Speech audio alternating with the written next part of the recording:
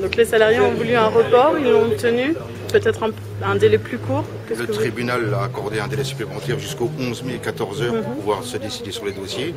Au jour d'aujourd'hui, sur les 3 dossiers, il y a un dossier qui s'est retiré par manque de financement. Donc il reste 2 dossiers en cours et décision sera donnée le 11 mai. Donc quels sont les 2 dossiers qui restent?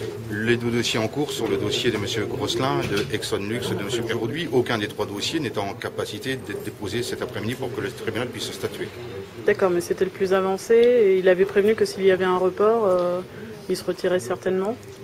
Il avait mis une date butoir d'aujourd'hui, mais lui-même a dit qu'il n'avait pas le financement, notamment la garantie aux EO, donc il ne pouvait pas poursuivre dans son dossier. D'accord, mais aucun des repreneurs potentiels non cette garantie finalement. C'est exactement la même condition pour les 3, donc le report du 11 jusqu'au 11 mai. D'accord. Les salariés auraient préféré un délai de 3 semaines. Le délai, c'est le tribunal qui fixe. Jours. Maintenant, c'est au repreneur de faire le travail pour être prêt le 11 mai. Autrement, ce sera la dernière audience. Et si d'aventure personne n'est prêt, ce sera la liquidation. Donc c'est à eux de travailler maintenant. Ils ont 1 jour pour clôturer leur dossier. Donc le 11 mai, on saura exactement quel est l'avenir d'Enia? Ce sera le 11 mai, la date finale, oui. Je ne pense pas que le tribunal se soit prononcé sur le report. Il s'est prononcé sur la recevabilité d'un dossier qui est prêt ou pas. Il y a un dossier qui se retire. Les 2 autres dossiers ne sont pas prêts. La conséquence, c'est le report. Je n'ai pas eu, jusqu'à hier soir, jusqu'à ce midi, il ne m'était pas autorisé de rentrer dans le tribunal. On m'a dit que je n'étais pas convoqué. J'apprends à 2h05 que je suis convoqué. Je n'ai pas eu le temps de faire revenir mon conseil. Je vais voir cette question avec mon conseil. Il est évident que je ne m'engagerai pas si la lecture juridique n'est pas confirmée par mon conseil. Concrètement ? Il y a beaucoup de points à voir. J'ai déjà soulevé 2 problèmes. Je ne vais pas en soulever d'autres.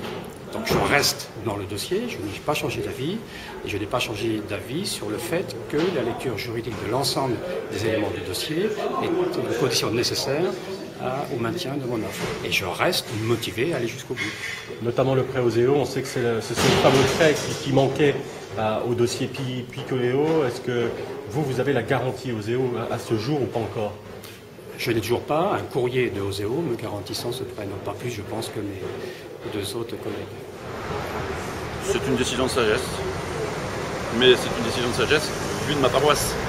Tout le monde, semble-t-il, ne partage pas mon sentiment. Ce que je vais faire, ainsi que mon homologue, M. Grosselin, donc, qui a les mêmes démarches que moi, c'est aider ce soir, refaire le point sur le dossier, rencontrer mes investisseurs, finaliser la rédaction du dossier avec tous les éléments que j'ai pu recueillir au cours des 4 derniers jours, qui sont des éléments qui m'ont permis de réviser un certain nombre de points quant à l'évolution du projet, et surtout qui me font dire encore plus aujourd'hui qu'il y a 15 jours ou 1 mois que c'est une magnifique entreprise, que ses fondamentaux sont extraordinairement solides, que les gens qui l'animent sont d'une grande dignité. Il suffit de les voir aujourd'hui dans ce tribunal, même si tous ne sont pas satisfaits de la décision. Globalement, je n'ai rencontré que de très grands professionnels qui ne demandent qu'à croire dans l'avenir. Et ça sera avec un réel plaisir que je travaillerai avec eux. Juste une question, on est le 29, le 11 mai, le délai est court. Le délai est très court. Mais c'est la décision du tribunal, je la respecte.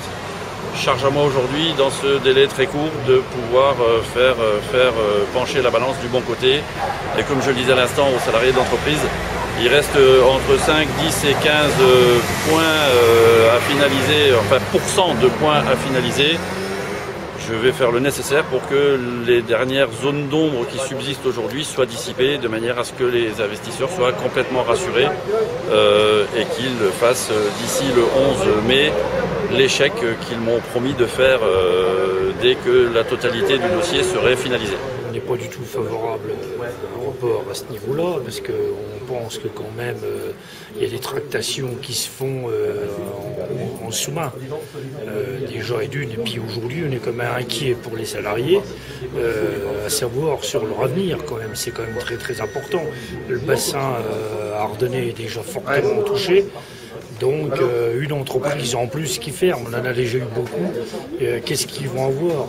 Comment ils vont être classés si ça ferme? Tout le monde est inquiet à ce niveau. Le seul dossier qui était quand même, on va dire, qui tenait la route, il disait qu'il allait éventuellement se retirer s'il y avait un report.